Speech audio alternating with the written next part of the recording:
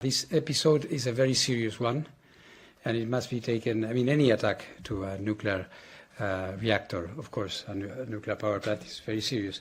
In this case, it was, and it was, as I mentioned now to the board, a direct hit of a quite big drone with a very strong payload that crashed into the wall of an electrical installation very near to one of the reactors, Unit 3, which I could see. It drew a very big hole. There was an explosion, and of course, immediately and in practical terms, it caused the stoppage of one of the units because it no longer had external power supply. We had a very good conversation, and this I think is good. External power supply is not completely repaired. There's no problem with the supply chain or the other aspects. So I wanted you to have an idea of what is the situation there. In our assessment, very serious event. Very good, very professional reaction by the operator, which is really a young operator. So they were, I think it's fair to say that it was a test by fire, and they reacted quite well.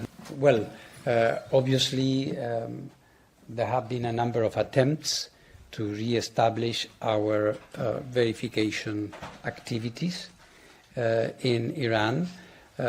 Both after the 12-day war and since the last military episodes this year.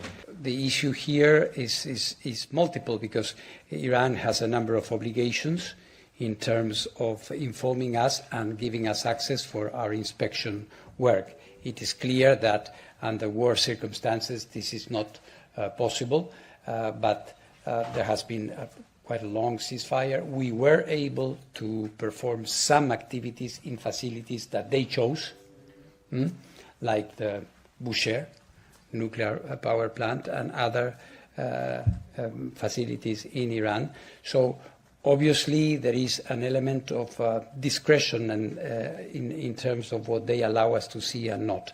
And as you all know, the obligations, the legal commitments by Iran still apply under any circumstance. So, I would say this is the situation.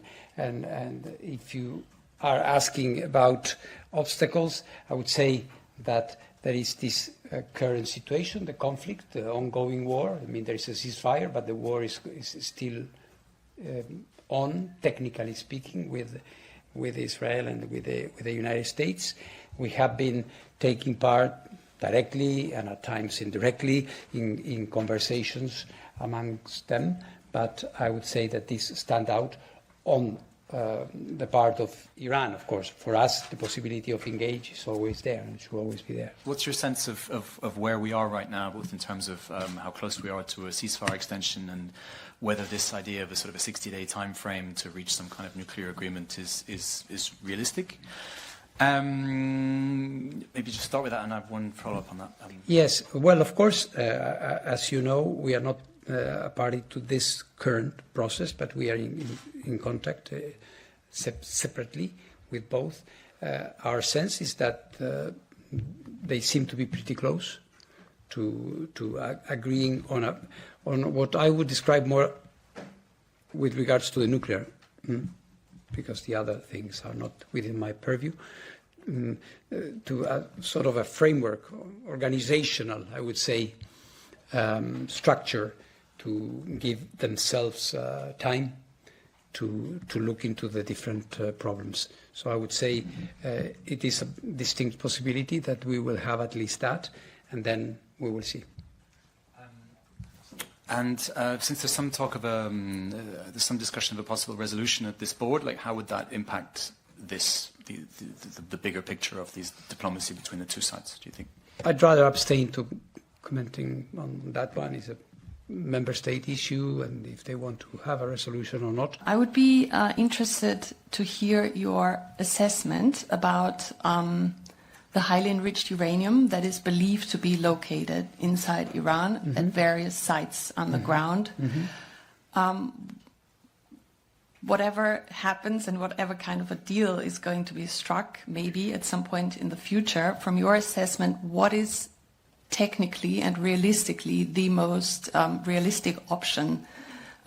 Is it to destroy the material, dilute the material, or on the ground inside Iran, or move it outside of the country? It's a political decision. It's a political decision. Technically, it is possible. There are, of course, certain relative technical difficulties or technical consequences of certain actions. Of course, to take it as is, it might be more complicated. I said this publicly because it's in gas form. It's 60%, so it would rather be more, I would say, more difficult, more sensitive to move it in this way. But it's up to them. For the agency, we are a service. We are there to make sure that everything happens in a safe and secure manner and that it is observed. And let me say that in terms of all these alternatives, we sometimes forget one issue. We have to go there first and check the amount, because it's been a long time, and without a clear baseline, the non-proliferation value of taking it out might even be relative. If there is a part, 40 kilos or 50 kilos or whatever, which is not there, then we will have a problem, or they will have a problem, because an agreement might be less, I would say, probable. So this is why the return of the agency, in whatever circumstance, is the prerequisite for anything. We have to go back, reestablish what is the situation, and then, of course, what we did in February and on other occasions, we have given our technical assessment of what is implied in each alternative.